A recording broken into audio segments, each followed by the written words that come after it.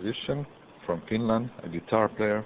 So as a matter of fact, I started with piano when I was around 7 years old in Helsinki, where I was born, 1952. Piano never became my main instrument. The reason might have been that I had a very tough piano teacher, and it felt like heavy work. I like classical music as well, so it wasn't the music, but I fell in love with guitar as an instrument. And when I first heard Beatles in the beginning of 60s, that was a real kick for me musically. That's when I got my first guitar when I was 11 years old. Actually, I started to teach myself to play guitar. I've been taking one guitar lesson in my life. The first guitar hero for me must have been Hank B. Marvin from the Shadows. When it comes to guitar players, I went more towards rhythm and blues after hearing, guitar players like Eric Clapton and Peter Green. Then I got interested in jazz as well, quite early. John McLaughlin, I think, is the biggest influence in jazz players. I was listening to Pat Martino and other names, Wes Montgomery and other kind of names. When I was 16 or 17, I formed a band in Helsinki with a drummer, and this band was called Tasavallan Presidentti. And we made 4 albums altogether. So after doing our first album with Tasavallan Presidentti, we got the chance to play abroad. The big kick was the possibility of playing in England. England in the 60s, well, also 70s. Now we're talking about beginning of 70s. England was still the big mecca of rock music. We played 6 long tours in England between 72 and 74, and we recorded also our last album at the Delaney Lee Studios in London, and we got to play at the Reading Rock Festival during that period as well. And so that was really the opening for my international career.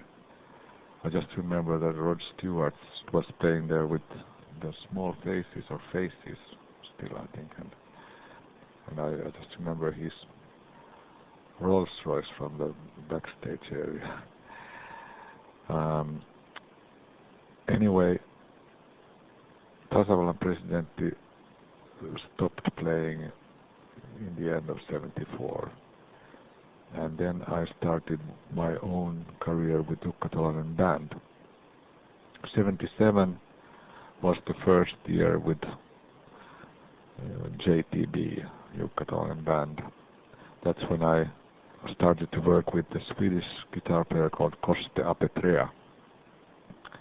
Koste and me put this band together, and in the beginning it was only instrumental music in a kind of weather report spirit, and we were writing all the material ourselves. One of the highlights with JTB was this Montreux Jazz Festival, where we played 78, I think. The same summer was the other big highlight. We played at the Roskilde Rock Festival in Denmark for 40,000 people, and we were playing on the big stage, and we played just before Bob Marley and the Wailers. I've been also doing solo albums all the time. My first solo album was released 72, and it was just simply called Tolonen. And I've been recording 10 solo albums with my own material, and they are all mostly instrumental music. One of my solo albums, called Cross Section, was released in the USA as well.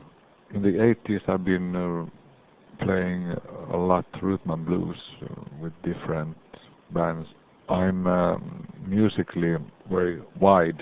I mean, I don't have any really special favorite type of music, because I like good rock, I like good fusion, jazz rock, I like good jazz. But in the 80s I've been playing mostly rhythm and blues, because blues has always been close to me.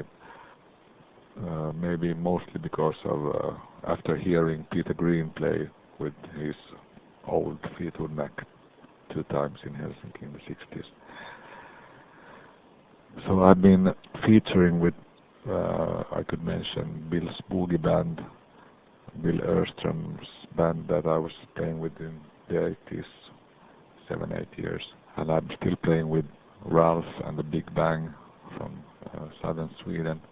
Well, then I've been, of course, featuring on many records. Also, some jazz players have asked me to play on their records, and I've been doing some reggae experimental things as well, because I've maybe just, after hearing Bob Marley and the Wailers twice live, and some other good reggae bands, I got into reggae music as well. So I made one reggae album in the beginning of the 80s, and in the 90s I've been recording 2 CDs with my own trio, which is my band at the moment.